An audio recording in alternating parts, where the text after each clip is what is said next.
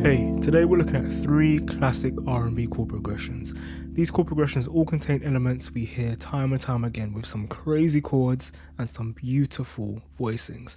Trust me, you want to add these to your productions. So let's start with the intro progression, which is from I Get Lonely by Janet Jackson. This chord progression will sound super familiar, not only because it's a classic, but because it's built around a bunch of 2-5-1s, like many other R&B songs. And it's that type of chord progression that's really distinct and easy to pick out even to the untrained ear. We're in the key of D minor, and we're just going to call out the chords, but you can find the numbers below this video also should you want to play in another key.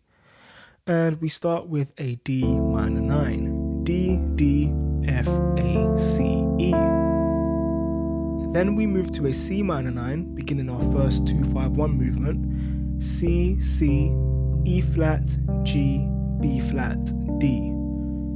Then to an F6 add 9, F, C, G, A, D. And finally a B flat major 9. This is a really nice voicing, by the way. B flat, F, A, C, D, F. So that's the first movement, and let's quickly run it back.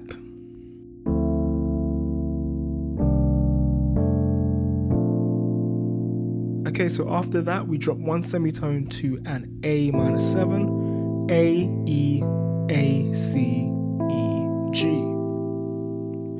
The next chord is a passing chord to get us back to our 1, and we play a G minor 7 flat 5 in our right hand and a D flat in the bass.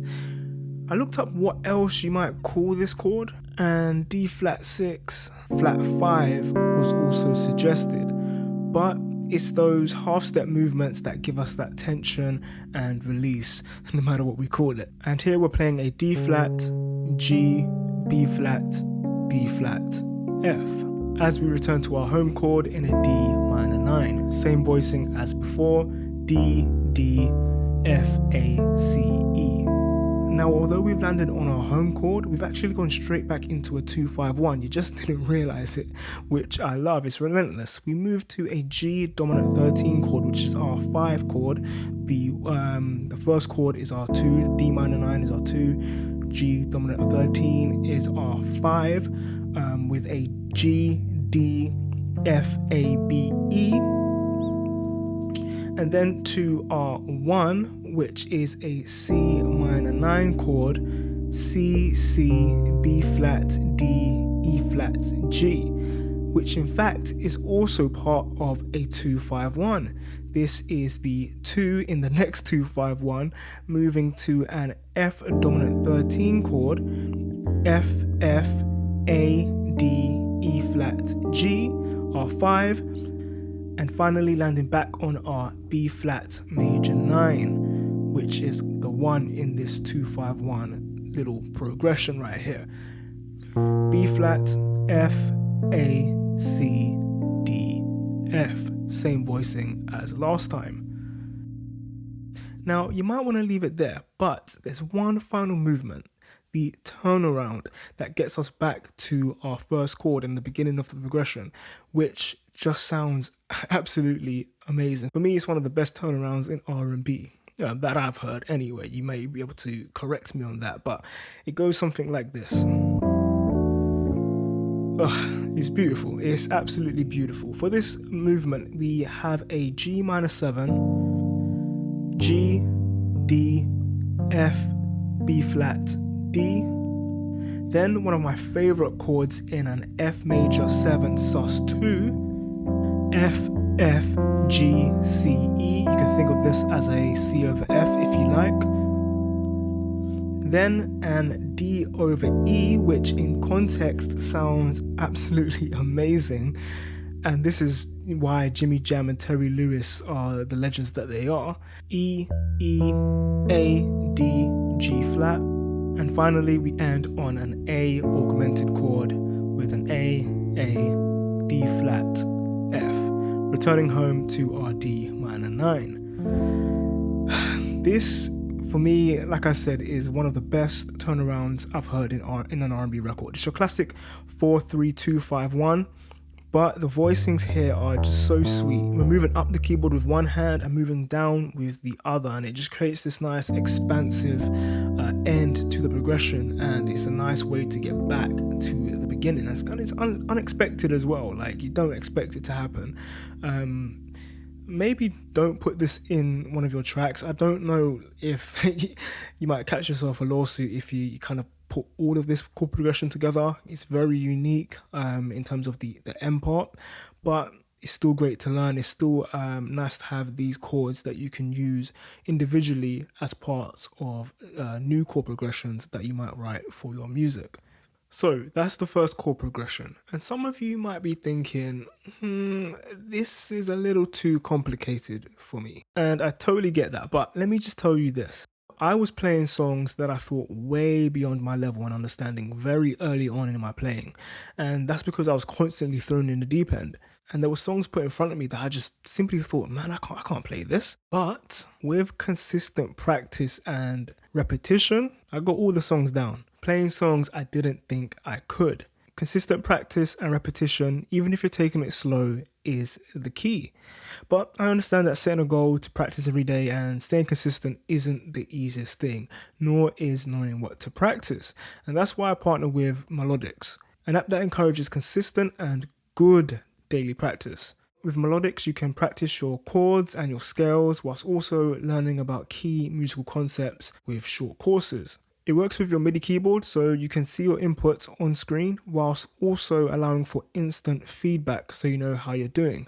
And with that, the app keeps record of your practice and how many days you've practiced in a row to 1, keep you accountable, but 2, encourage you not to break your streak. Consistent good practice will help build up your dexterity and your muscle memory in order to play chord progressions like the ones in this video. So if you need help in that area, you can try Melodics for free via the link down in the description below. The next chord progression, Isley Brothers Between the Sheets, classic, you can also find here on Melodics too. Though I'm going to give you some slightly different voicings to give you some options. Remember, chord progressions can be interpreted in many ways. Play to your taste and what the record requires.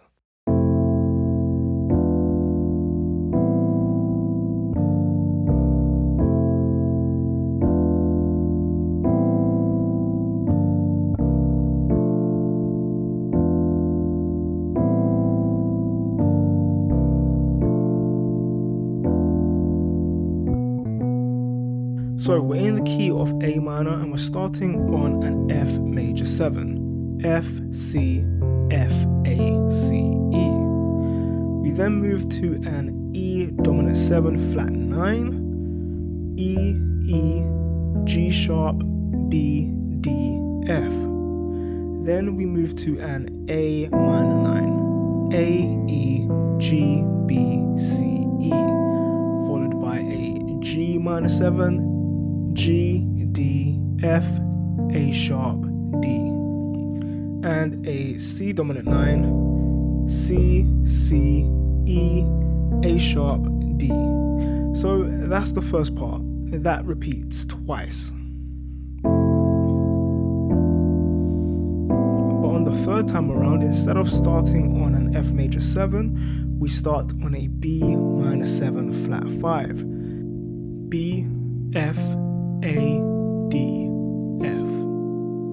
And then the rest of the chords are the same. And that's that. This one was pretty simple. But just like the first one, it demonstrates a great use of 2-5-1s and different ways you can voice them. The final chord progression is from a song that, according to whosampled.com, has been sampled 41 times. And that is Ghost Town DJ's My Boo.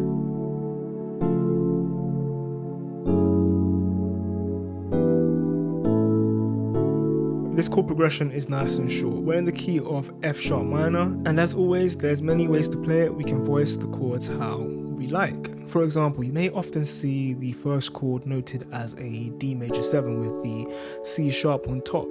But to me, that sounds like that note is coming from the melody, from the vocals, and not the chord. But it still gives us the same familiar sound. I personally like to play a D major 9 here, with a D, F sharp, A in my left hand, and a C sharp, E F sharp, and A in my right hand, so A being the top note. But the main thing here is that we're starting on a D major. We then move to a C sharp augmented 7, C sharp, F, B, C sharp, F, A. Then to an F sharp minor 9, F sharp, C sharp, F sharp, A, C sharp, E, G sharp. And then we get to our final two chords, the first being an E minor 7, voiced E, B, D, E, G, B. And finally an A major, A, C sharp, E, A. And there you go, 3 must-know R&B chord progressions. To understand more about the 2-5-1 movement all of these chord progressions use, check out the video on screen right now. I've been Stefan, and as always, happy beat making.